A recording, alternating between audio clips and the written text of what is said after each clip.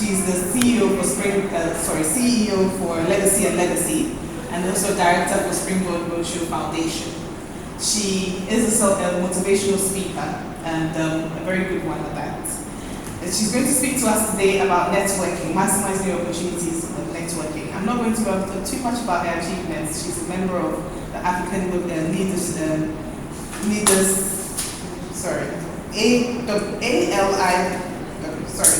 Aliwa, that's it, and a member of the Aspen Global Leadership Institute. Mrs. Okran, welcome to Send Left Friday. Please put your hands together. Thank you. Thank you very, very much. But I realized when I went can I talk now or? Yes, you can. I can. I realized when I got here that there's a female company and a male company.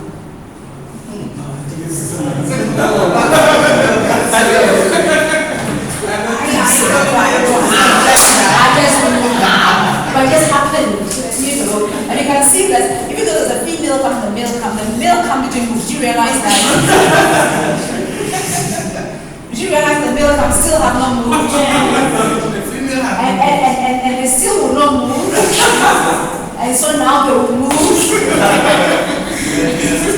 So, yes. No. Do a movement. That's what networking is about. In the interest of gender,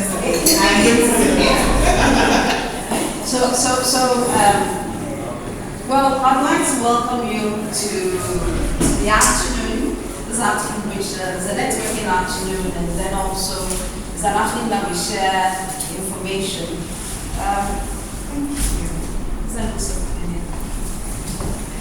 It's an afternoon where we share information, and then we also talk with each other. What I'm trying to do with plenty time, because I understand that we can be here till 10 p.m. Isn't it true? Somebody shaking their head. Okay, once we're here, we'll look at networking generally. We'll look at different types of networking, and then we'll also look at the benefits, and then we'll do some practical ways of how to do the networking and then how you grow your network. Why do we need to do any networking? After all, how many of us are twins? How many of us are twins?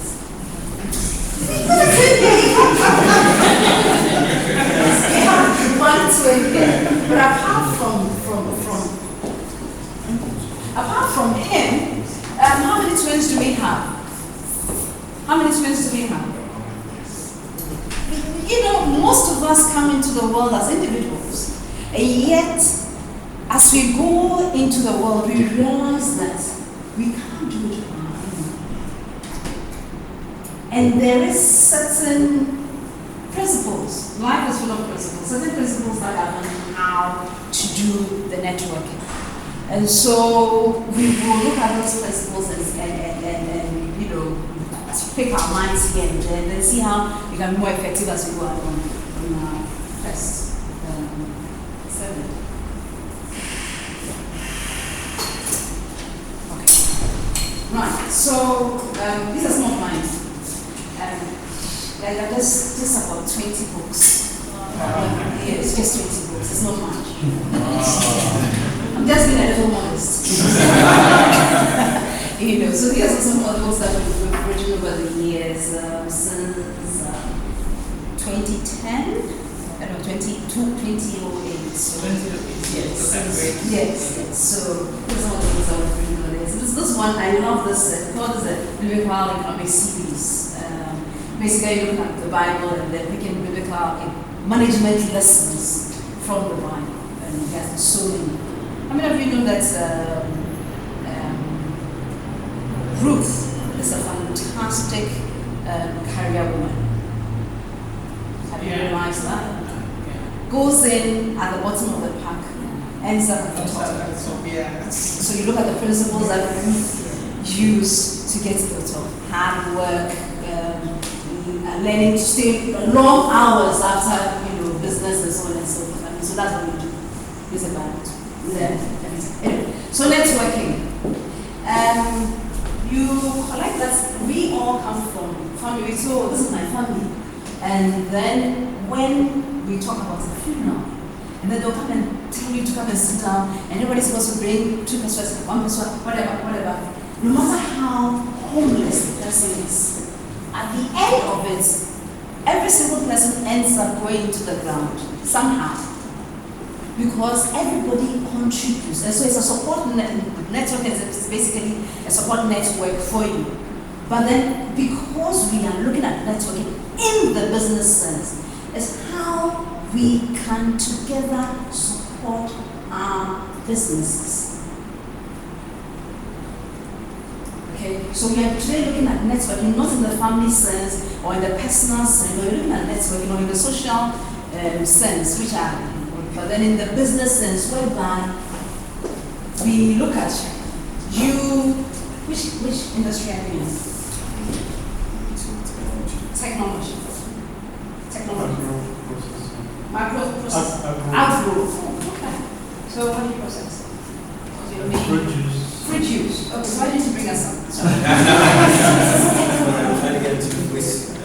Waste management. Fantastic. It's a very, very, very good food. Yeah. You and Fruit juice as well. Fruit juice as well. Consulting, business plans. Okay, so you are into, or you are here. Okay, you're also here. Oh, okay. Technology. So can we see the networks? And then you are here as well. Oh, okay. And then you are immediately you are into what? Oh. Consulting. Yes. Okay. Same consultancy. Marketing. Okay. You work here. Okay. Technology and technology. Those are the technology. So there are 2 technologies. You are aware of technology. Okay.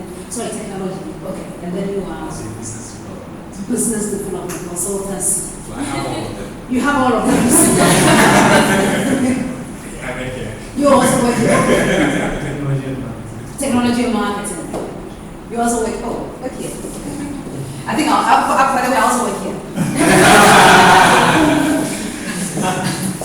I also work here. And so, I mean, when we identify where the networks are, who is in which field, we are able to say, okay, if let's say we are doing a syndication, and then we want, because of the way Ghana is so nice, we want to do some agro work in the north, but we can't afford to send people physically to the north, and therefore we need some heavy technological infrastructure to back it.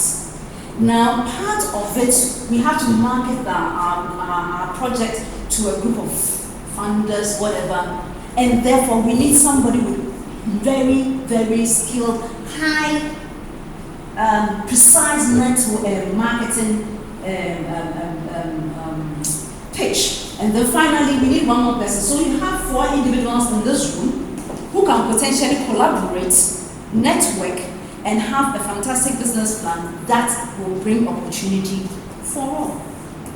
So that is basically what networking is. We'll look as we go along, we'll realize that, I mean, networking is not, is not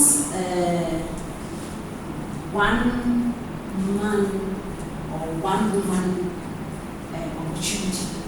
So then that if you see the opportunity, then you hug it. And then you roll your body around it so that nobody like a snake. So you can see your personal networks, which is what my father, mother, sister, brother, whatever, all of them do. Then your business networks that will come out of, you would have your organization, the clients that you have, your suppliers, your regulatory agencies, all those people that you deal with when you are conducting your business on a day-to-day business. on a larger scale, if you have, let's say, external partners, so both locally and internationally, anybody that you connect with to help you do what you do in your business, that person is part of your business network. And then we have one of your social network or our online networks. And on our online networks, one critical part is our social media platform, which, I mean, I'm sure how many of us, you don't use it, okay, you are out of it, because that is what you do. But how many of us who are not the technology space, how many of us don't have any form of internet presence whatsoever? How many of us, when they Google our name, you can see at least one article about us? Apart from Facebook and apart from LinkedIn.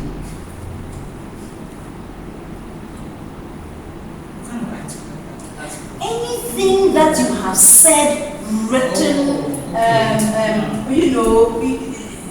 is part of your online network. And sometimes all we limit ourselves to just social media sites. So that we are on LinkedIn, or we are on Facebook, or we are on Pinterest, or Twitter. It's not Twitter, it's Twitter.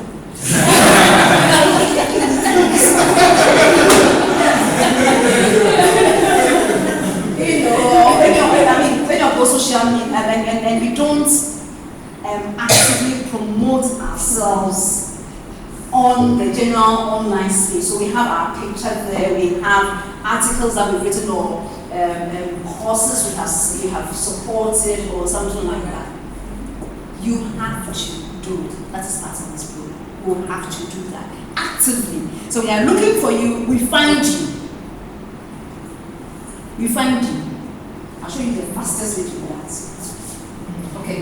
So where are these opportunities? In Ghana, 1, 2, 3, 4, number 5, funerals. You know the number of deals have closed at funerals before? Funerals. I don't like them personally. If you ask me, no. But I'll go to funerals of clients. When I say no, they are not the dead.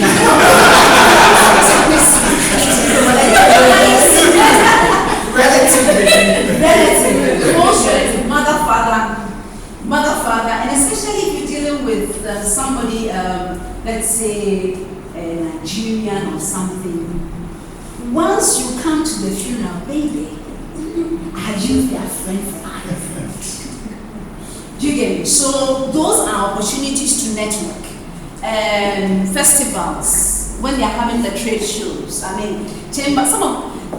The office is not your network. You can sit behind that. How many of us don't go out? Are you part of it?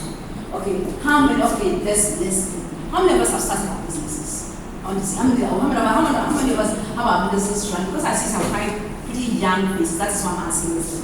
Do we all have a business going, whether it is on the side or full time? We are all into business. Okay. How many of us have exchanged a business card in this today with someone outside our office? We were out of the office. And we gave our business card to someone today. Okay, so let's try. 2 days. 2 days. How many have given us one business card in 2 days? 2 days. 2 days. Okay. 3. That includes introduction by 3 days. Someone. Oh,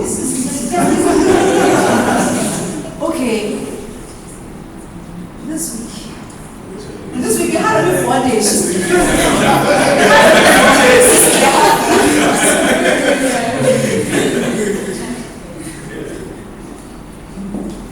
Business networking is not in the office. We can do it online, I agree.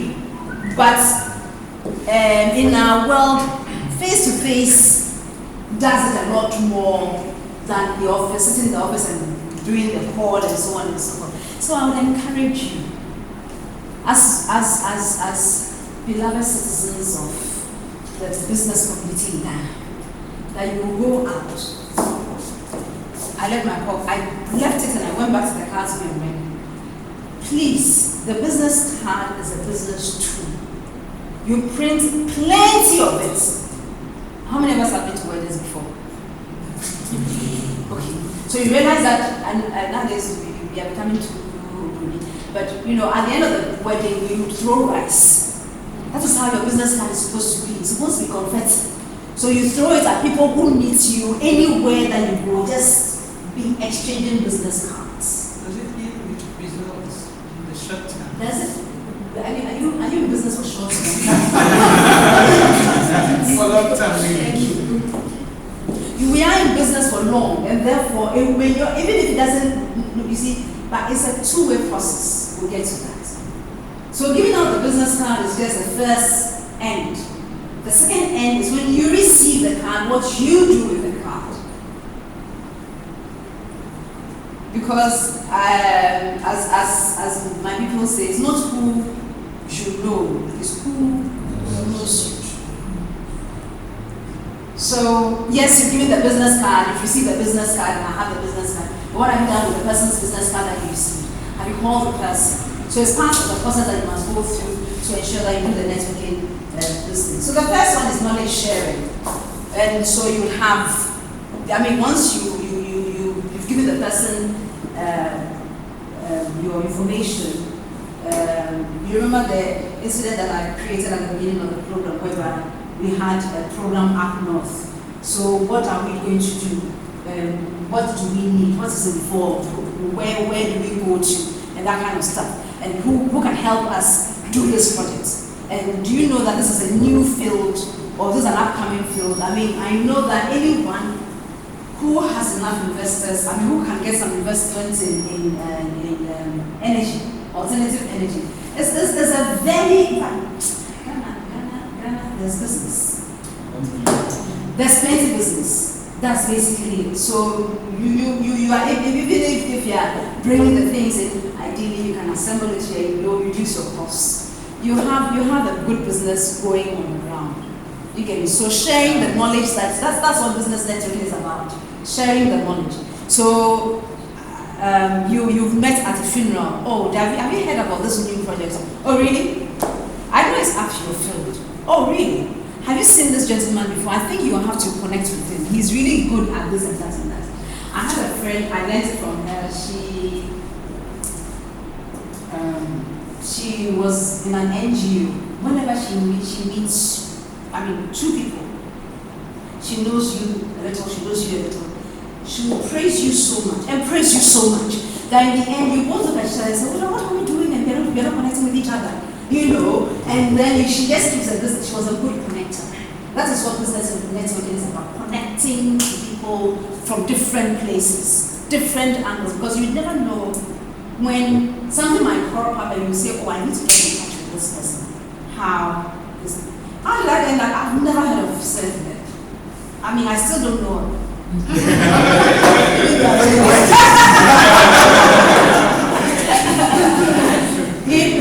But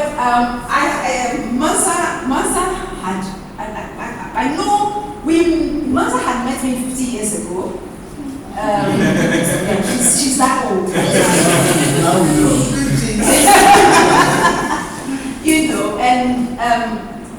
We met again at a walk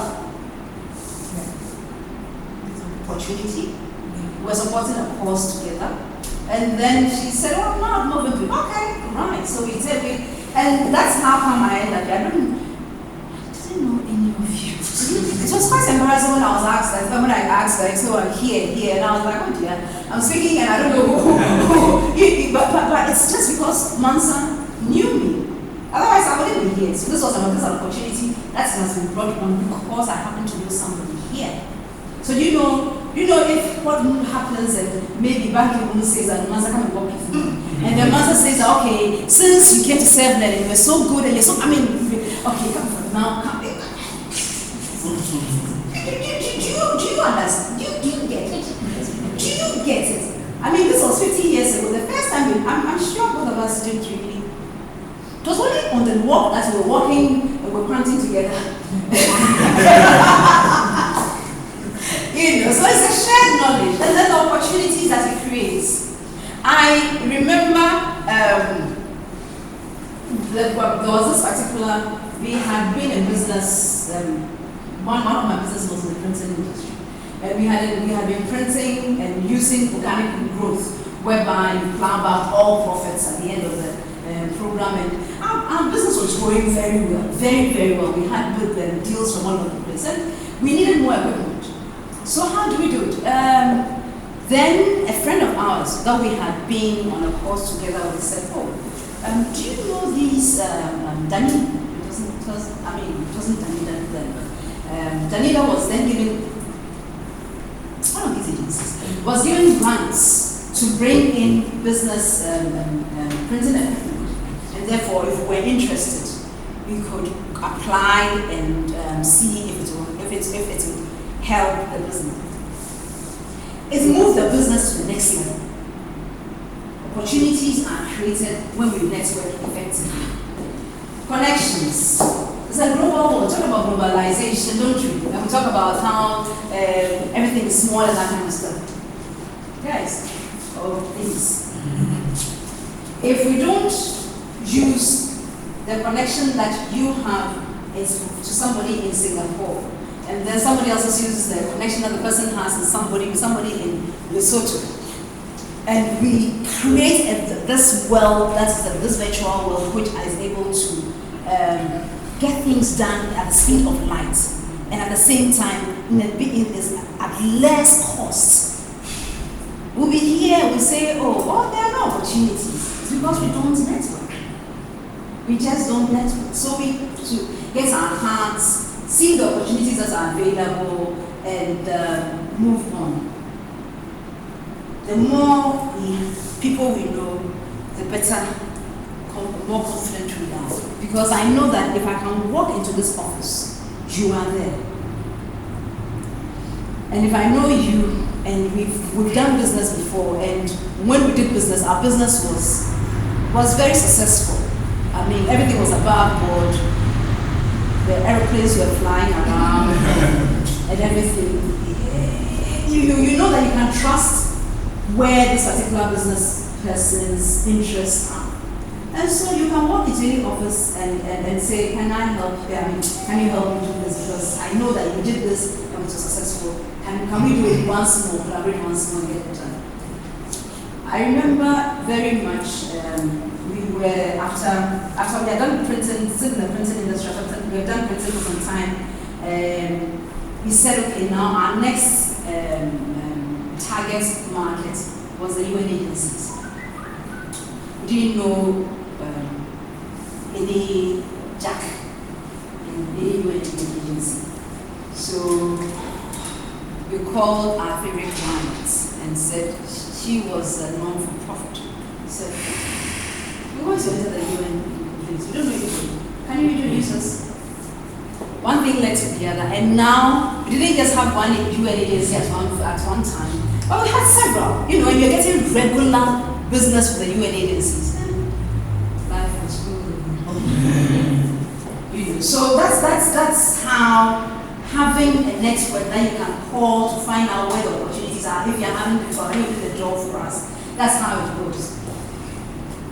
We have different levels of network. We have people who are above us, people who are our peers, people who are below us.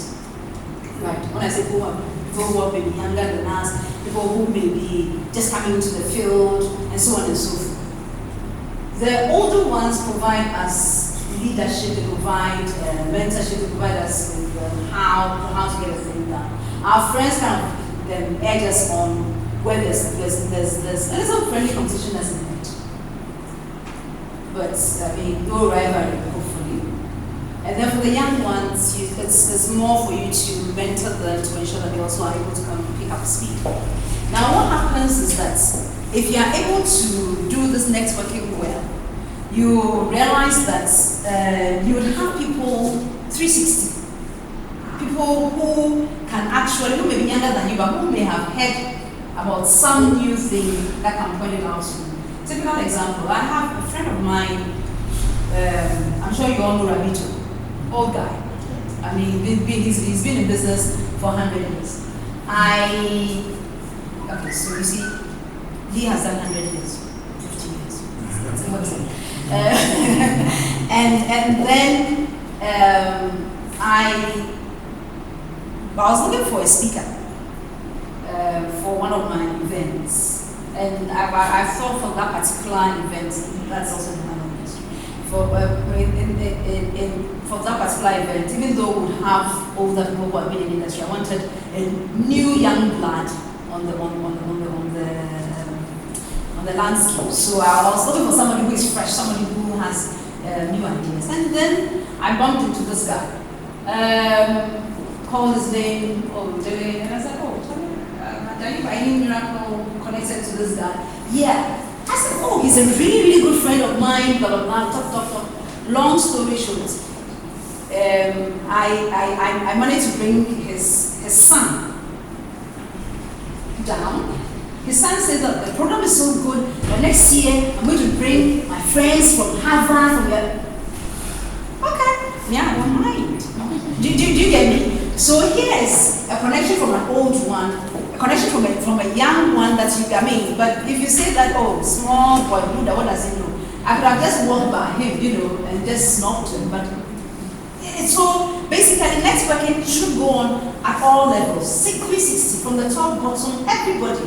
And you should know how to approach depending on the age, depending on the profile. You know how we profile people when people appear. Depending on the age, profile, and that kind of stuff. You know how to approach the person, so then you can get the business going. You remember we talked about the profile in terms of the social media. The more people that you know, the more they will connect you. It's as simple as that. The more people that you connect with the more connections open for you.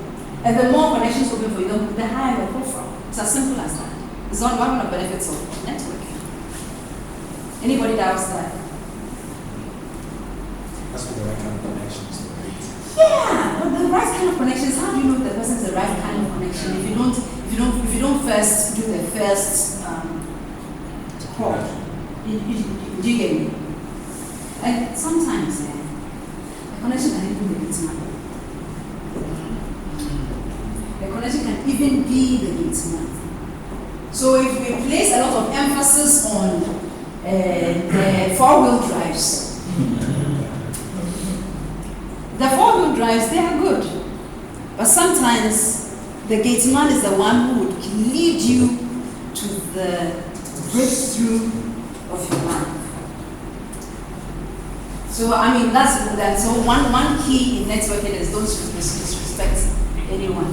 Not even from the level of the social standpoint, but even from people within your same social standpoint. Mm-hmm. We have this one. I know you want to honestly the West. Because they will never open any opportunity for you. I'm telling you the truth. I've seen the guys from Augustine's do it, and my business partner from Augustine's, and I see it. I've seen the guys from Marco has one angel. He talks about I can have my car break down right in the middle of nowhere. He presumes to be from Exactly. Your car can break down on this road. That's true. That's true. But people like the right kind. People like their colors, the black and red.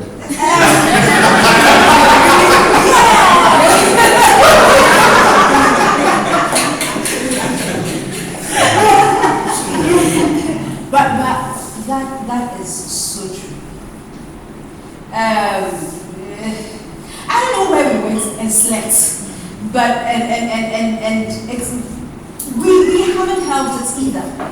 You get the fact that it is said that it happens doesn't mean it should continue, but it does continue. And so we haven't abused it.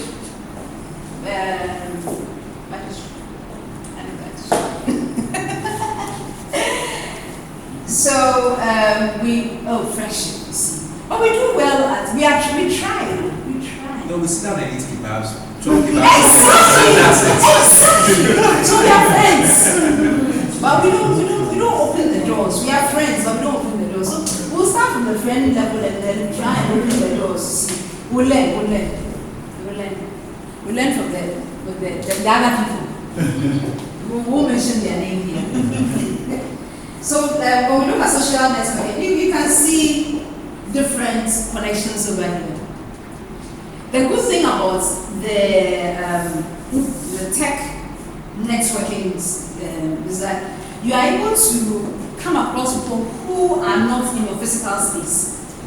Unlike the business network that we've been talking about so far, this one it leads you to people who are not in your physical space. They just happen to be in the world. So you can get connections from all over the world who really you wouldn't have met them physically otherwise. Do you get it? So that's one of the good things about the social networking, the cyber networking. That's how I encourage you, as many as you can do. For those of us who are in whatever, these two, Twitter, Facebook, and which one? Where is it? LinkedIn. Okay, where is it? No, it's not here. Praise the Lord, it's here. Yeah. You know, those are non-negotiables. You should look at MySpace, you should look at StumbleUpon. Stumble kind of helps you look at how people are seeing your business outside. Do you get me? I mean, it just happens. So, and it also helps you monitor your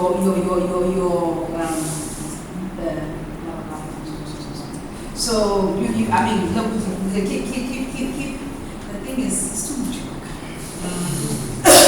Exactly. And then I found out that social media is good, but I don't like the time that I spend on it.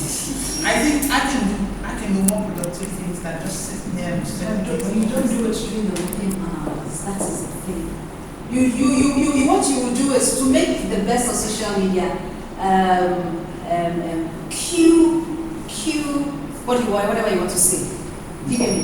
Cue it, and then to be uploaded at whatever time you say it should be uploaded. You don't need to be there physically. You get me?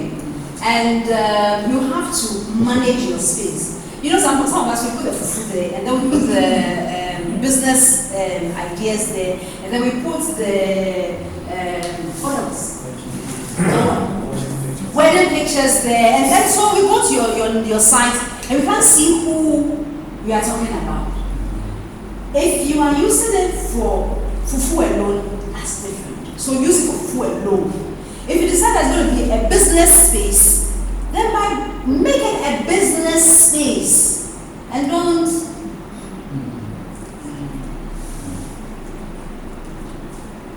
Okay. So what are some of the to-dos?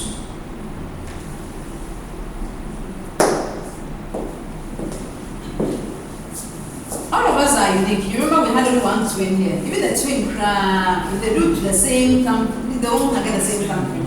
You can't use your company to open this. Or you are Your wife is easy. It's very, very easy. You are coming to a male and brush it. But you can't do that, So we are all unique. And therefore, when we are networking, we should realize that every single person brings something unique to the table. As you remember my illustration with the Dennis, he has years of business. His son could go and ask him, "Oh, do you know this lady?" "Yes, I do." "How do you find her?" And get some I call it information about me, good or bad. But then if I hadn't appreciated what big daily brings, what small daily brings, and then maybe I had disregarded one of them, we would have not, I wouldn't have been able to have the unique experience I had with young daily. Because I had disrespected all the 100%. Did you get me? So we have to appreciate what each business partner brings to the table. What you bring. We all have different strengths. So we have to recognize our strengths. We have to recognize our weaknesses too. If it is somebody who honestly, before 9 o'clock, you can't get anything interesting, let's be started. Interesting out of the person. You will recognize that before 9 o'clock in the morning, don't go my bed. After 9, the person is awake. So you go to the person after. That is the person. I appreciate the person, both the strength and the business sense the person brings and that kind of stuff. I mean, with Albert, that happens to be my business partner. And he is totally into the operation. How does this get done? What steps must we take? What kind of proposal must we send? I mean, that he will grill it down. For me, oh, okay, so this is what we want to do. All right, I'll get it done. So I will organize, or I will go and do the networking. So recognize my strength, recognize his strength, and together you would. But if you say that, oh, without me, nothing gets done. Without me, nothing gets done. Then you'll be in your blue corner, red corner, and nothing will get done. So everybody brings something to the table. Recognize the uniqueness of every partner. If you see these two pictures, which of them will go far?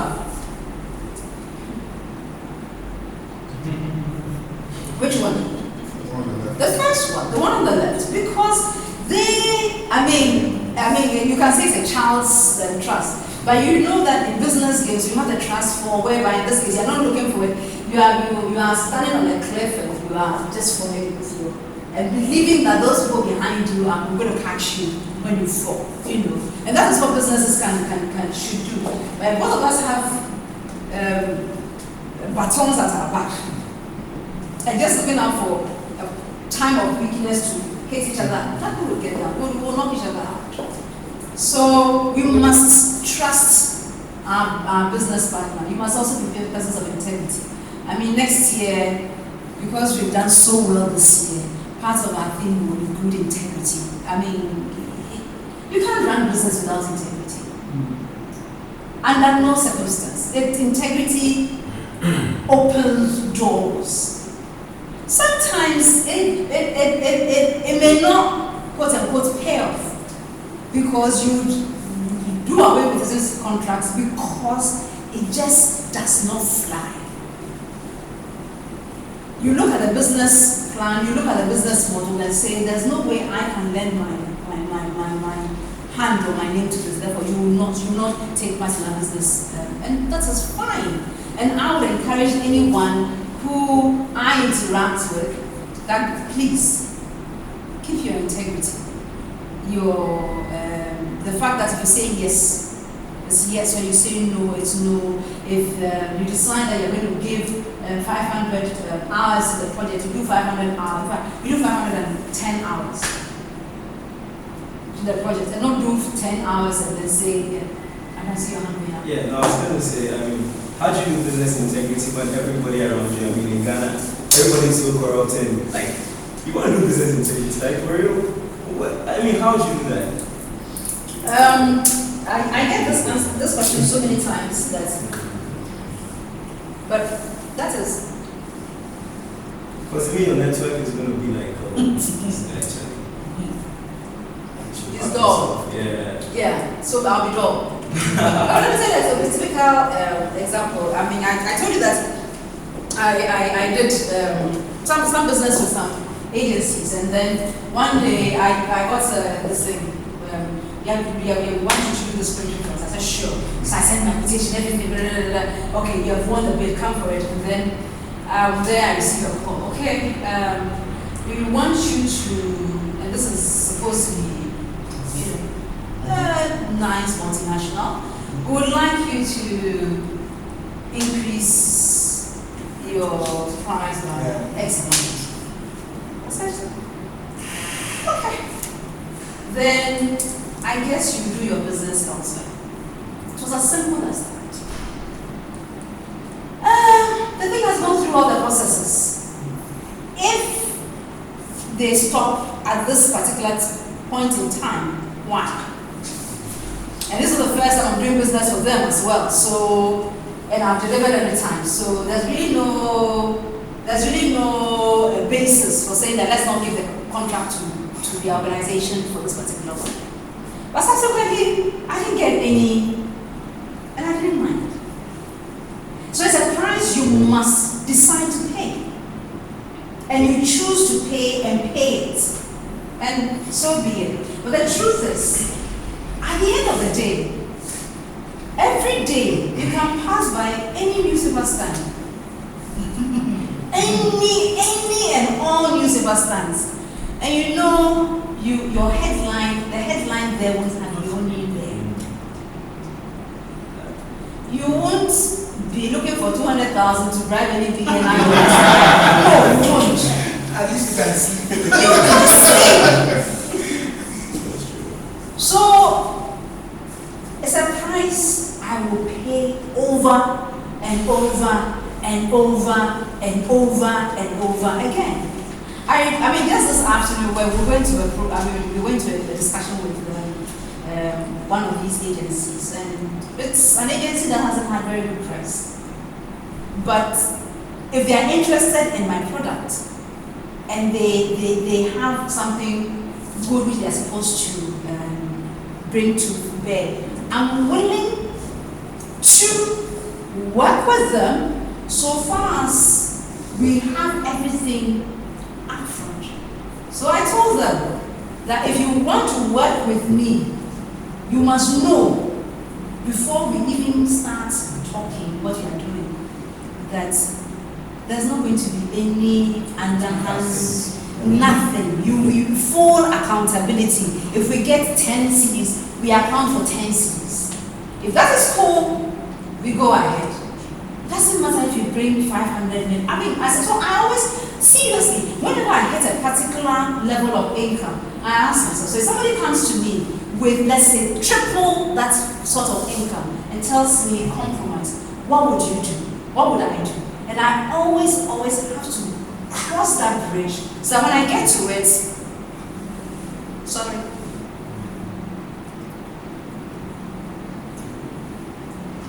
Do you get it?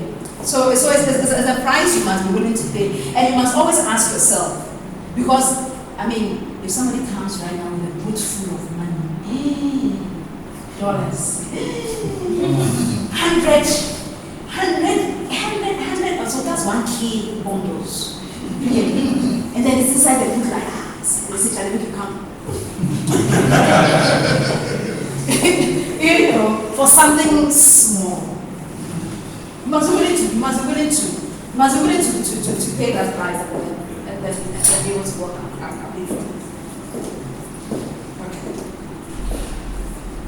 Right. So the other thing that helps networking is knowing who is doing what.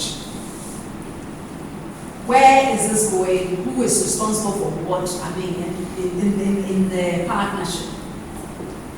You get me? So we are looking for the So can you see this man here? I mean, what is he doing here? What is he doing here? As my friends from Nigeria, what is he doing here? You know, or if you look at this particular, you see everybody's going in one angle, and he will bring total confusion. So when there's no alignment, you see the two parties, you know, or 3 parties or 4 parties, you know, there'll be total confusion, there'll be misalignment of things, and so we'll not be able to achieve that. So in effect, the action point from here is that we need to know who should be part of your network. Who is what role? Do you get me? Especially when you decide to do a collaborative thing. You remember in the beginning we talked about this agro opportunity up north. who is playing what role and what has been assigned to who. So that in that case, you don't cross the boundaries. Make sure you've ironed out things well. But if you're doing just general business networking, where it's like, I want to know you want to know me, but at least you must know, you wouldn't go and get a thief as a friend. You must know what the person stands for. Okay. When we network here, we are able to move on this lane and not on this lane. Because when let's say when Albert and I are going to work, because we work at different places, well, whoever sets out first gives a traffic report. So then you know that there's traffic ahead, don't use this way.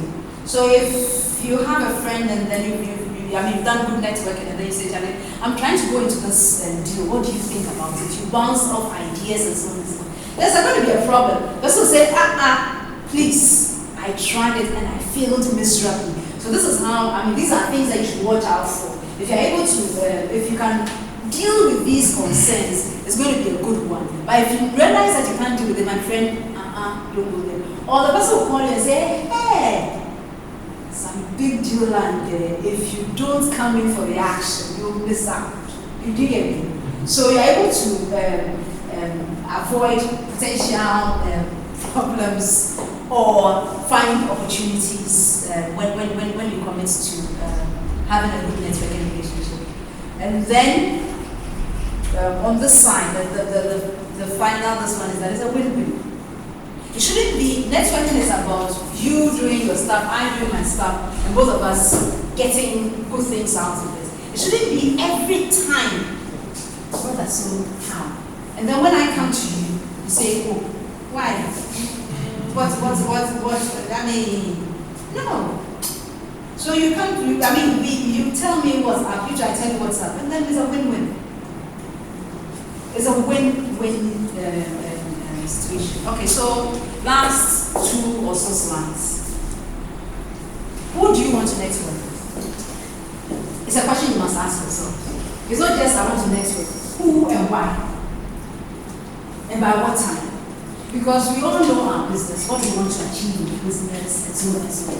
So you know that by May 15, I would have finished building the next extension to the press, and therefore I'll need to, I would have increased my capacity, and therefore I need more, what do you call it, it's a fruits to process. So far I've been bringing my fruits from Yoruba. I understand that we have nice farms in Salon. Therefore, I have to open up. But I hear the market women, they are wicked. And therefore, I need to know some market woman to help me. Where's the market woman? The market queen. The market queens. So who do I have to know? That's your business. So have the plan. If you're going to be the market woman, I think you go to suit. In my heydays, when I'm going to the market, heydays, because I didn't right. So I'll wear some t-shirts, old t-shirts, so that don't increase the price. I want a Nigerian uniform. I'll wear some t-shirt pants, some, not too nice. The slippers, some, so that they'll sell to me reasonable price. Because I was a popular woman. But as soon as I finish, I go at 6 o'clock. So by 8 o'clock, I've done my market. Then I'm coming to the office. Then, because I'm not going to see the head of maybe some UN agency, then I will wear my suit and go there. So it depends on where you are going. If you are going to network, if you are going to a funeral, you don't wear, and they are wearing black and white, you don't wear black. So dress the part wherever you are going. So you must know who you are going to be so they can dress the part. Do you get it? Professional. Those are the core. I keep saying that when you are doing the Chinese rounds, when you are going to any country, if you are going to network in any country, I beg you, please take your time, do some research about how they network in that country, so that you don't step on certain toes. I remember in Dubai or the Middle Eastern countries, I'm not supposed to ship. That's their culture. So I had just come down from the plane, and then I realized I had left my passport on the plane. And it happened that the very next week I was traveling again. So it's not now that in our present, our beautiful country called Ghana, that you lose your passport and you have to first look for a new passport and then go to an embassy before you get a new visa. No. It's a 1 month. I had only, I think, less than 2 weeks to go to the next one. So I went and begged and cried, I was to the airport for this thing. In the end, they found the passport. But when they found the passport, the gentleman found the passport and gave it to me. I actually hugged the person. He could have died on me. Because I broke all protocol. Because when shaking the hands, then he will shake your hand, and then hugging him. He could have died on me. I mean, so that was that's a horrible faux pas as far as. But in the US, they have a lot. Yes, exactly. So yeah, in the US, you have France, you kiss too. I didn't even know it. So somebody said, "Oh, you need to kiss the baby." And I said, "Oh, it's good. I didn't know that." You get me? I mean, but if you go to Togo, Benin, I wonder what you do now that you go like some. So if you are interested if you are interested in knowing the person, you must do the asking. The person will have no idea that you want to get in touch with the person if you don't do the asking. If you don't ask either somebody to do the introduction, or maybe you've met the person and they say, "Oh, I'm XYZ, I'm interested in meeting you. How can I make time? When can we make time for us to have an introduction, discuss what I have to do, what I would like you to talk about or something?" If you don't ask, you already know. I mean, the only person that I know who can know exactly this way is God. Me, I'm God. Okay. And then staying in touch is very important. Staying in touch is extremely important. That's why I remember I talked about who knows, not who you know, but who knows you. Because if you don't stay in touch, the person wouldn't remember you. I was just listening to a CD recently where the person says that after you've dropped the person was talking about sales, the person says that, after you've dropped your sales presentation, and then you go on, after 1 week, then you call and you say, this person, I came to your office last week to make a presentation to you. The person doesn't remember. Because day in, day out, people are passing through the office. So if you want to be remembered, you have to stay in touch. Text message, email, call, or this is a quick call to say hello, to find out how you are. I mean, one of the persons that really impresses me every single day is, I don't know how many of us we know Professor P.K. Richardson. Mm-hmm. I mean, I met him in an MBA class about 10 years ago.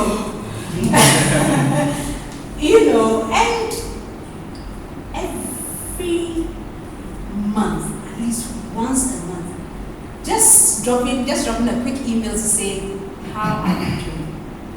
Regularly, without anytime that he's in town, comfort, I'll be in town at this time. We sort of know you meet, but top of the mind. So if there's any business conference, boss, are you available for a conference? Because he's in touch regularly. And I find it interesting because it should be the other way around, that I'm the one keeping in touch with him all the time. I do mine, but he does it more regularly than I do. And if that is to me, you can imagine how he does it to other people. There's a Nigel Kuben says that he encourages people to have their master list of people that they keep in touch with regularly, whereby you call them, you set aside a time and say, okay, well, I'm calling you, I'm calling my 10 people that I want to get in touch with, to network with by this time, every time. And that way, you are able to keep on top of the person's mind. Opportunities that come your way, they can easily remember you for that kind of stuff. Be visible. And this is where our social networking is, as well as if something comes up. Regularly, as I go flip through the newspaper, if I see any business opportunity, I call some a friend of mine who is in that area and say, oh, Charlie, I just saw this, so I don't know whether your company can take advantage of it. That's all. Because if they've seen it already, fair enough. But if they haven't seen it, the person will be grateful for it to you that you called his or her attention to it. And that's what the networking is. It's not just getting the card, it is how you use the information or the linkage with the person and how you point out opportunities to that person. As he said, we of that fraternity, we don't really do it that well. But the other people who do, even if we don't do it, the other people who do. And who knows, maybe it's because we don't, call them also when the opportunities comes. Who knows? Okay. So, with this is typically for social networking. Word of mouth buzz, how do you do it? Look for nice pictures. Tag people. So that I don't like being tagged about. So it depends on what it is I will untag myself. But if it's something that I feel it connects with my brand. Because we are all brands. So something like I feel it connects with me, I will keep it on the page. You get it? So we do that. Also, with something like to retweet posts, nice ones. If you see something that you think is really nice, you cut and paste and acknowledge. Because there's some hijackers who refuse to acknowledge people. And I'm like, it's not yours. You picked it from somewhere, for goodness sake. Just acknowledge the person and say, Charlie, I picked it from this person. You know there is a repository of all wisdom.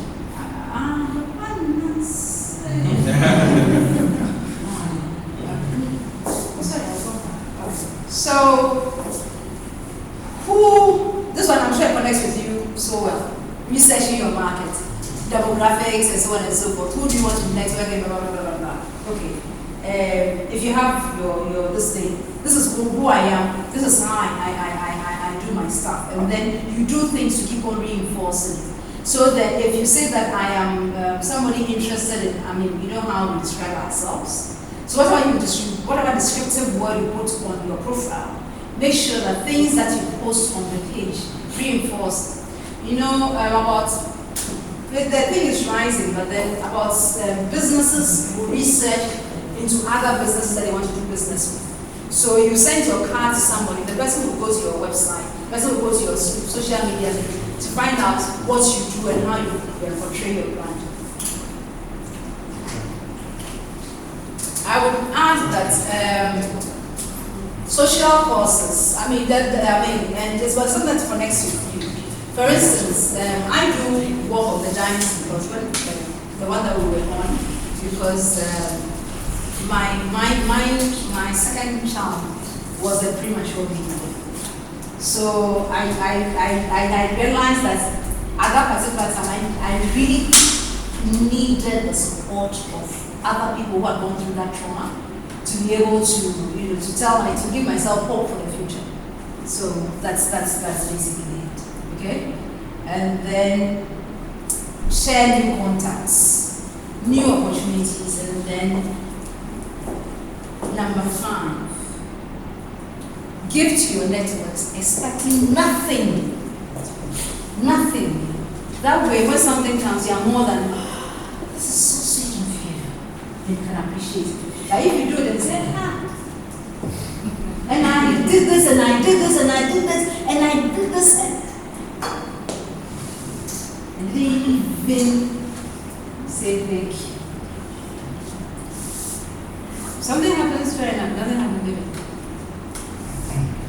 you enjoyed it. I saw the sites, I think this was more about customer acquisition, but it had quite a number of nice tips about how to build your online business. So I thought I would put it out so that if somebody wants to. So that brings me to the end of my Madam. So thank you so much for having me.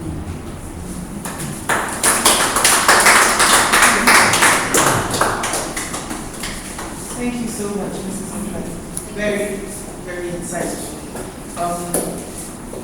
Network, I think it's something that we all, well, not, I can't say we all, I certainly struggle with sometimes. Because it boils down to the individual that you are. It's, how, if you're an extrovert, it's easy to go and talk to anybody. But if you're, yes, it's a little tricky to go and stand next to somebody you really, really know the person's going to benefit you one way or the other, but you just don't know how to break the ice. Go and say hello. And sometimes people just don't look like you can approach them. so I mean, how have you found that in your experience when you're building such a long career? You're able to just approach people and talk to them and get them to say yes to what you want.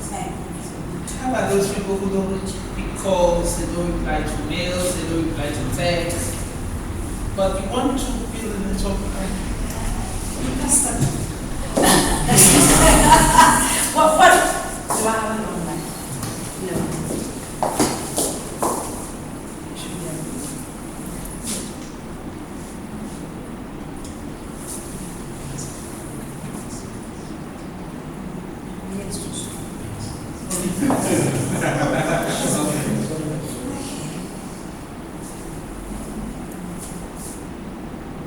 This is a commercial break.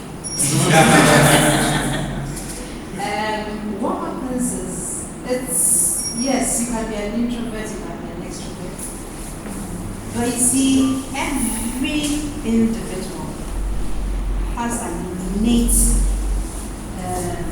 to hang out, to form bonds. But it helps if you are looking for parts of somebody who doesn't know how to connect. Do you get it? If you come looking wretched, it reduces your chances. You remember I said dress appropriately. So, for instance, you can imagine if we were all going for the same work and I had gone in high heel shoes. The likelihood that you would approach me, the likelihood that if I approach you, or maybe, let's say Oprah Winfrey, also was on the same work, and then she's dressed in jeans or sweatpants and t-shirt, and I go with high heels, and I say, oh, Oprah, I would like. Immediately, I look too old for her. But then if I come in the way that as appropriate dealer, it's easier to connect to her. So number one, your appearance can open the doors. Number two, usually we say people are not friendly, but we are not smiling. So hello, it's a two-way street.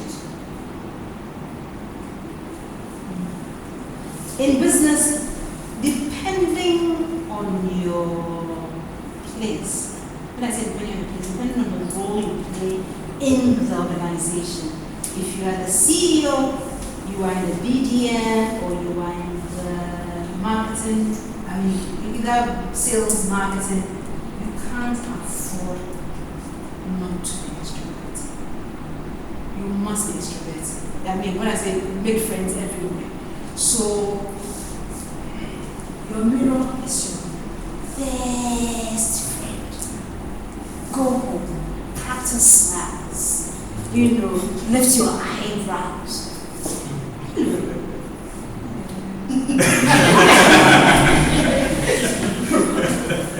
So you know how you're feeling. Because sometimes you feel as if you're making a fool of yourself. yourself. You're doing this in front of your mirror, so the mirror tells you how foolish or otherwise you are being, you know.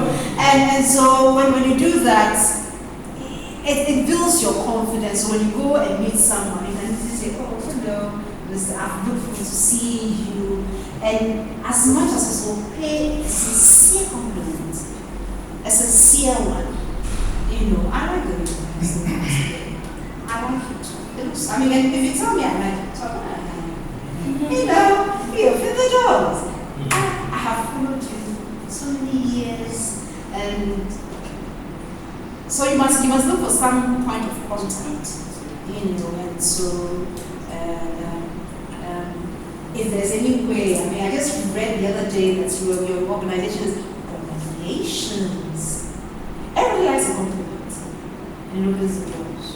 So never forget your compliments. It helps us open the networking opportunities, and you can never go wrong with your dressing.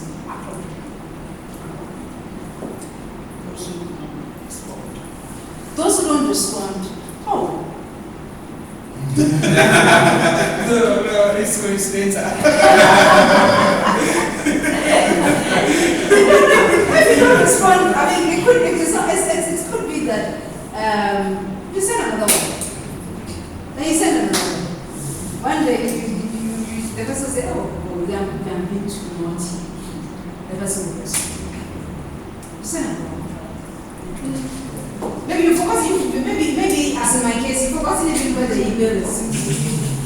So you send another one to remind you. Remember I said that 1 week after you left the office, the person has forgotten about you. So you remind the person. It's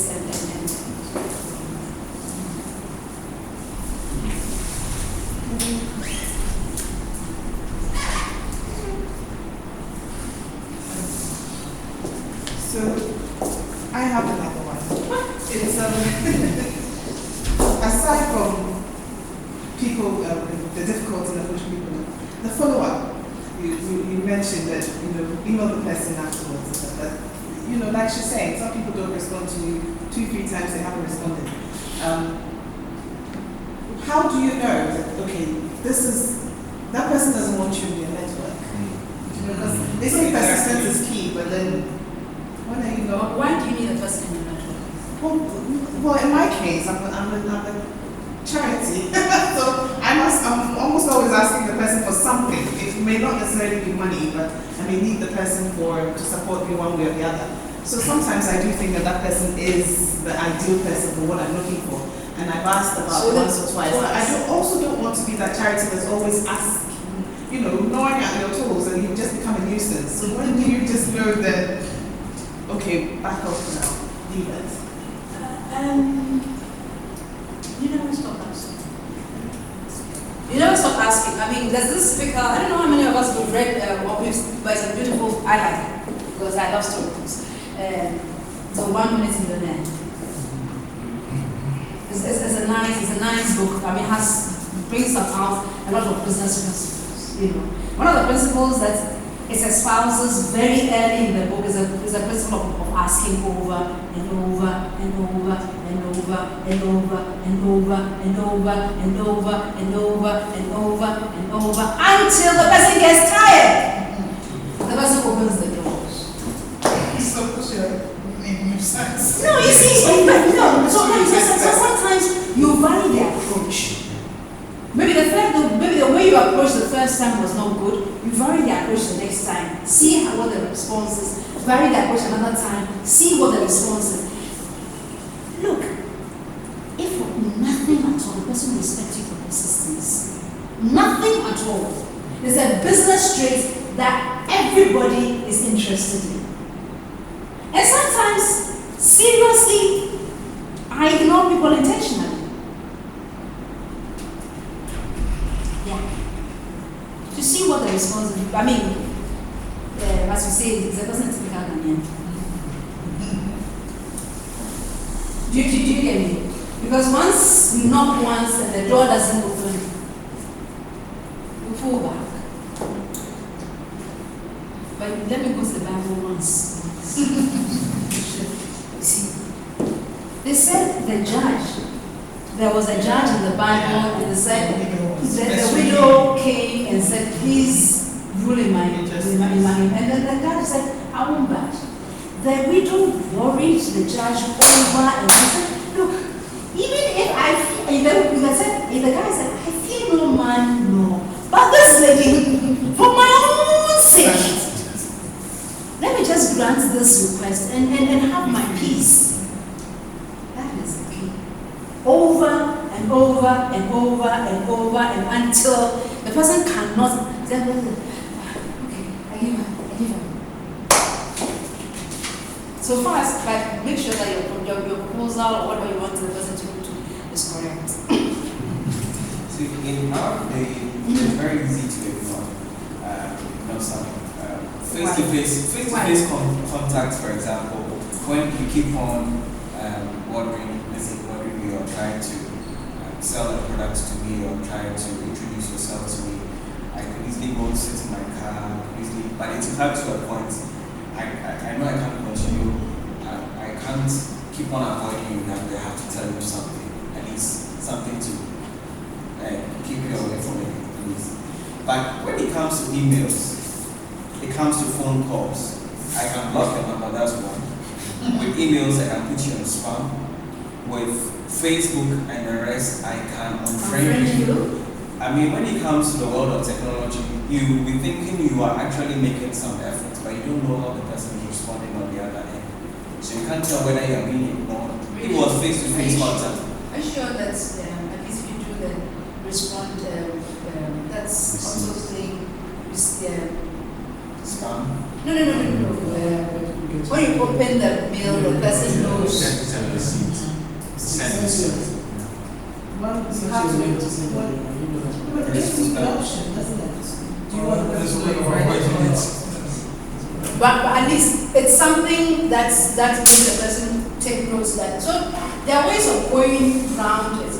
I agree with technology, it's slightly easier, but still, most of the time, if you get in the person's call card, it's quite easy to do that. If you send the person all done it from all of that angles, now you find out from a friend who knows a friend who knows a friend. You know the power of 4. That you are 4 times removed from somebody. So if your this thing is not working, look for a friend who can connect you to others. So I mean, the thing is, it depends on. Remember the plan. Having the plan, it depends on what you want the person to do in your life. If you want the person for something or your business, if you want that person, and that person is a key to that job, you can't afford to ignore the person. Because the person is key to the next phase of your life. You have to do it.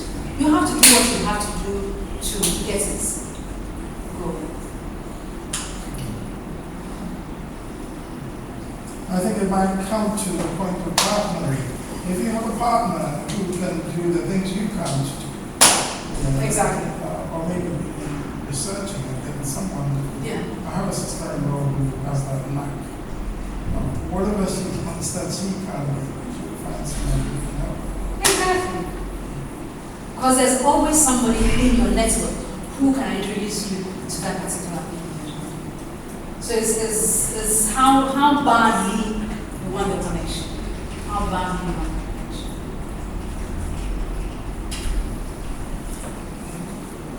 I'm just wondering, with visibility, is there a possibility that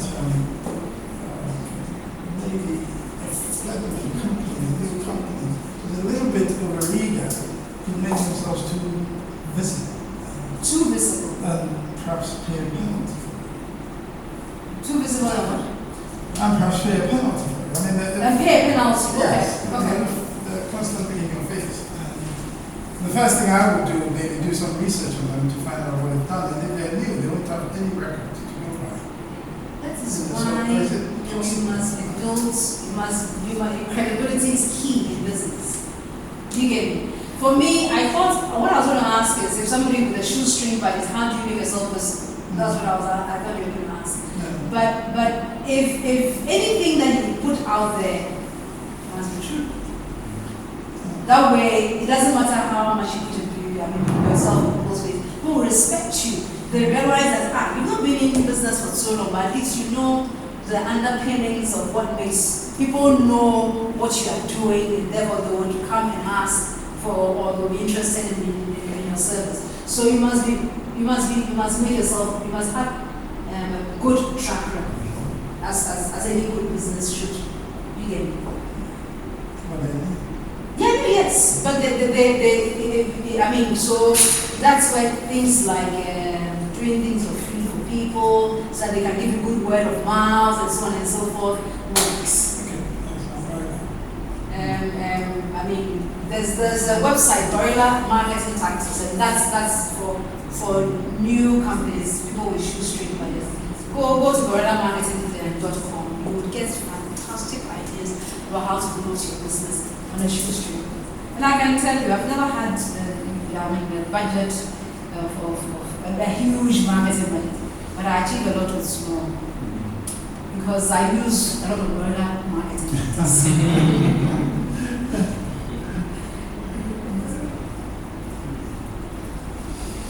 I think if you're in a position, you run a business, you can't be ashamed of asking. Yeah. You just can't be ashamed of asking. It's also a price. Yes, and you have to get the thing. I mean, because especially when you're at the management level, you know the top line, you know the bottom line, you know how things are going. you have to be out there and get the thing for the team. Should you always have a motive for networking?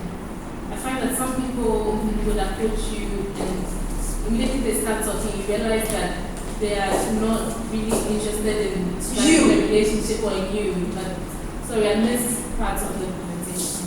Oh, no.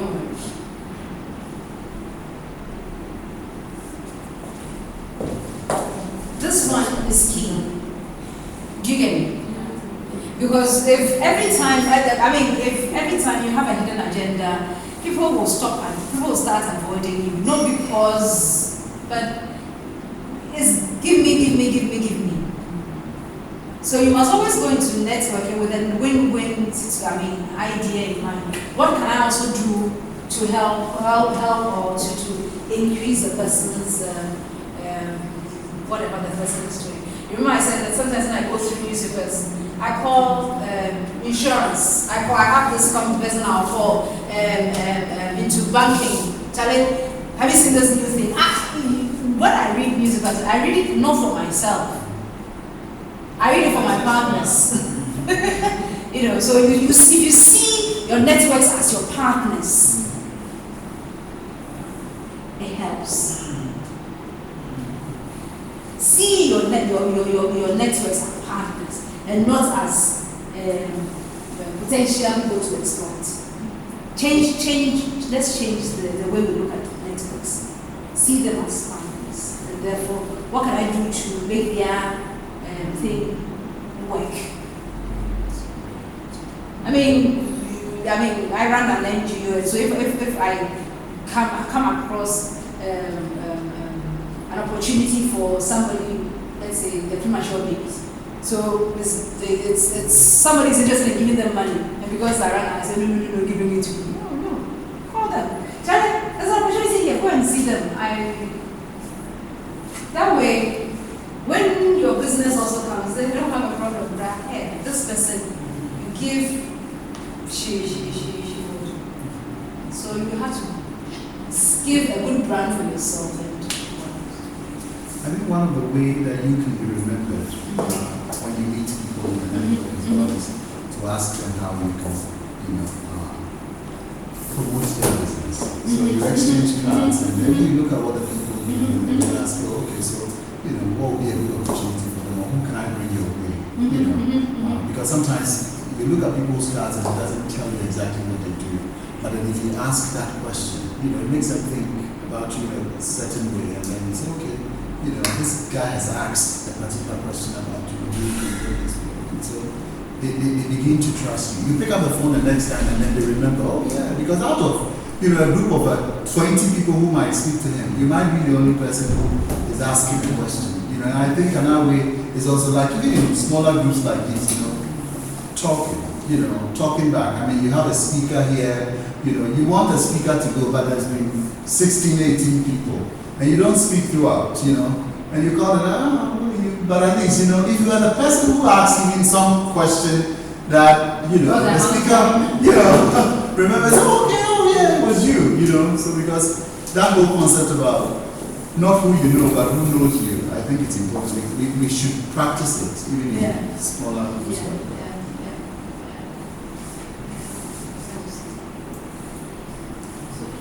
Me again. It's mine is a bit more of a personal question. So I know of you because of having met you on the walk, and also from your brand. Basically, it's just you've built a good brand. So were you always that go-getter? Did you get yourself there by training, learning? How do you just get up and make it work? How do I make it work?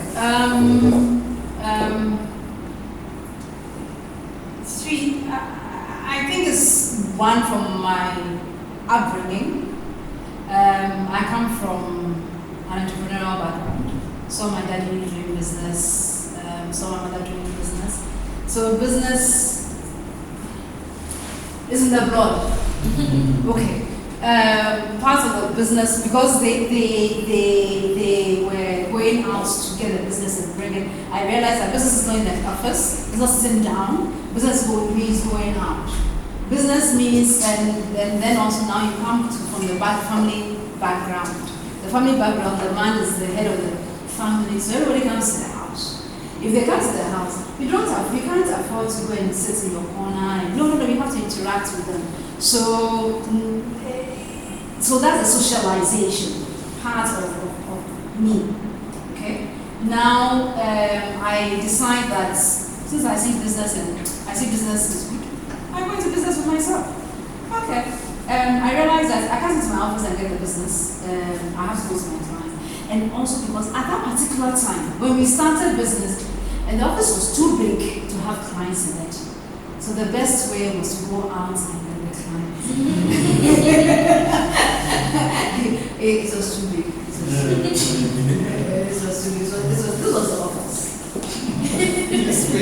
This was the office.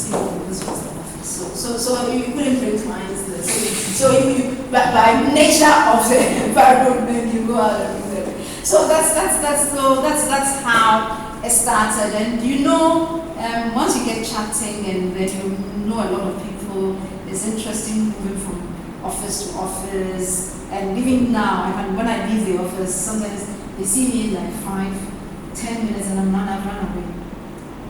And from office to office to office, that's how I build the brand. And as I said, because the thing was shoestring, it's more with finding creative ways of getting people to know you are there, and therefore they'll come for your service. And then also ensuring that whatever service you render is the best on the market, and therefore they will demand your service. You get it? So it's both a case of what is available and also what's the concept the business runs on, and therefore that's how the brand is built.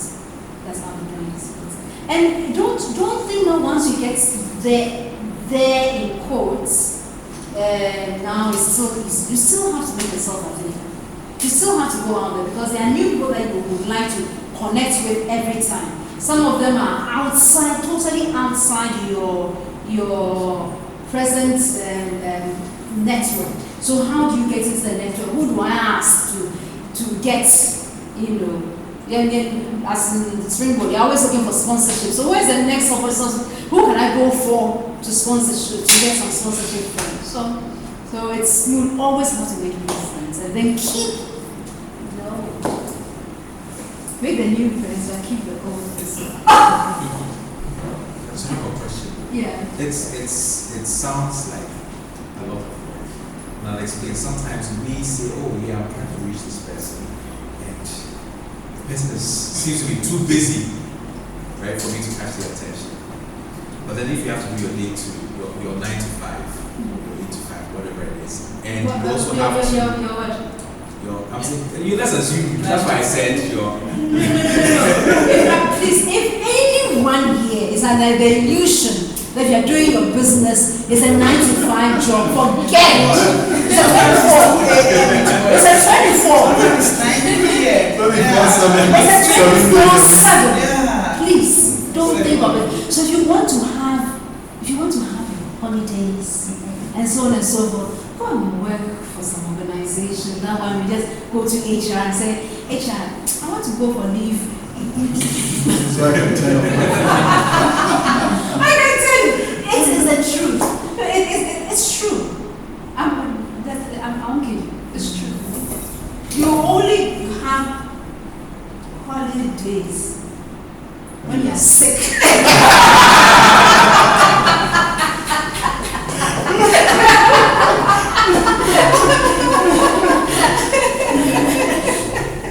Anyway, back to the question. Practically, right? Because some relationships will suffer. So you're talking about keep the old friends, but make new ones, or keep the old practically, how many of them can you actually do well? Perfect. It's important. Well, statistically, this is a statistical point of view. We can keep 148 relationships well. Statistically.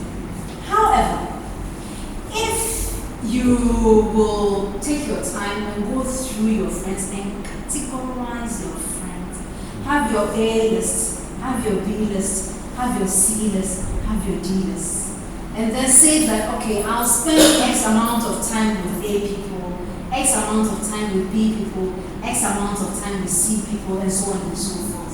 You'll be able to, within that space of juggling it, you'll be able to meet your target of meeting new people and then also keeping the team. And don't forget that the human are plenty networking opportunities. So use them as often to connect to people that you want to meet. I think it's important to also realize that there is a human health. Yeah. So I'm all for 24/7 for motivational purposes, but practically, No. I mean, what shall it profit a man?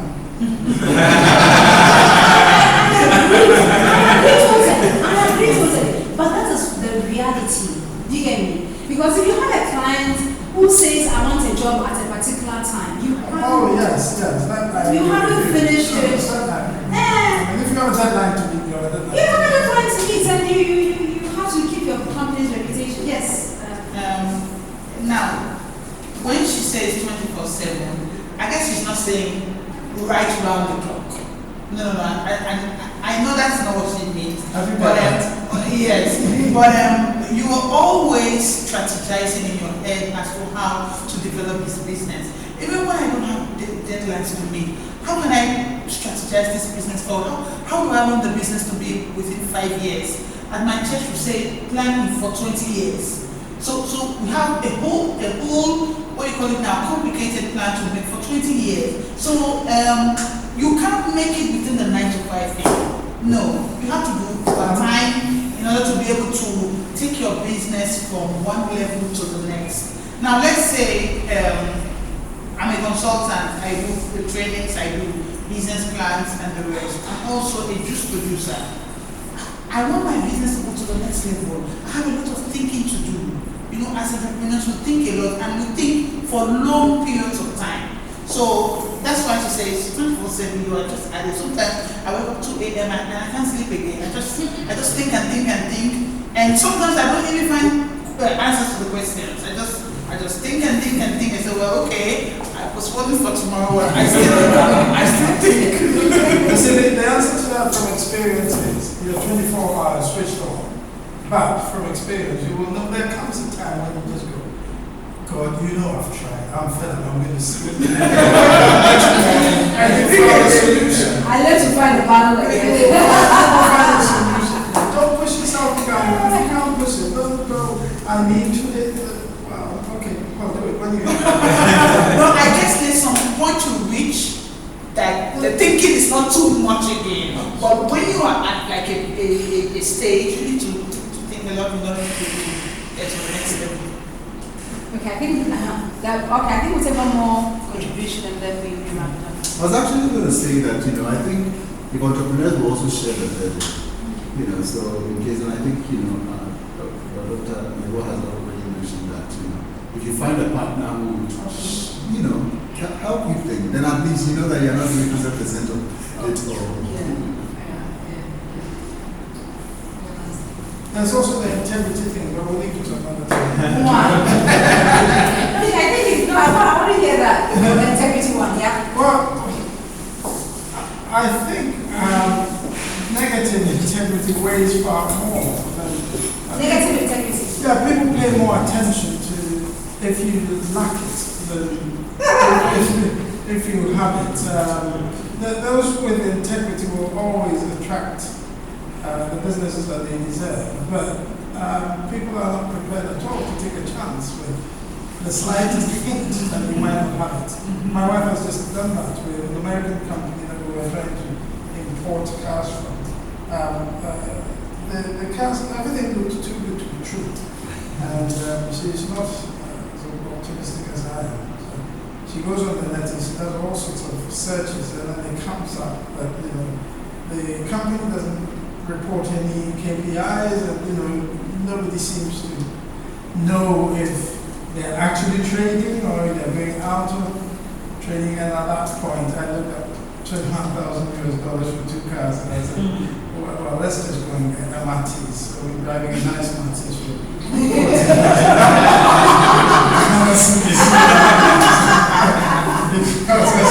something like to park with $21. Country I don't live in. Exactly. Exactly. And the other day we actually tried buying something online, and then it turns out that it was one of these scammers. Yes. And so by the time you finish paying for the ticket, they had actually withdrawn some money from the account. So it makes a lot of sense, especially when you're doing online business, to be really up. I think if it's negative integrity, then you have to be extra cautious. Thank you very much. It's been very insightful for us. I've learned a lot about